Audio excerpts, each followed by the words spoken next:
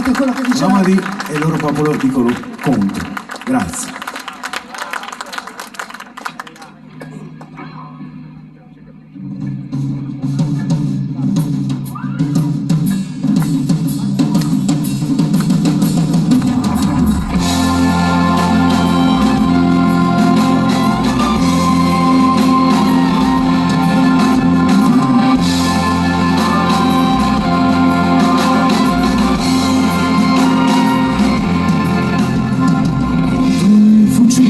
Armati e bombe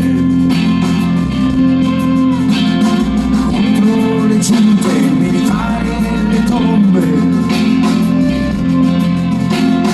contro il cielo che ormai è pieno di tanti ordini nucleari, contro tutti i capi al potere che non sono ignari, contro i massacri di Sabra e Shatila, contro i folli martiri dell'ira, contro inique sanzioni e le crociate americane, per tutta la gente che soffre e che muore di fame.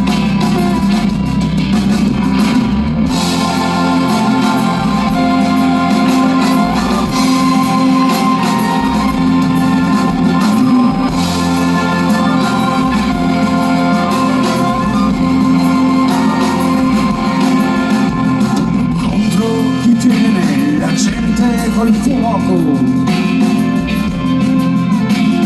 contro chi comanda e ha in mano il gioco,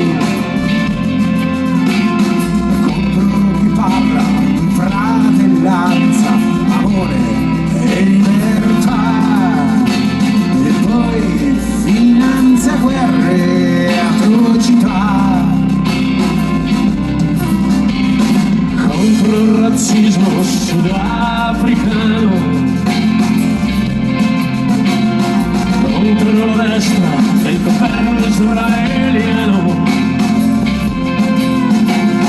contro chi ha commesso stragi e parlato ancora ancora, per tutta la gente ormai stanca che vuole verità.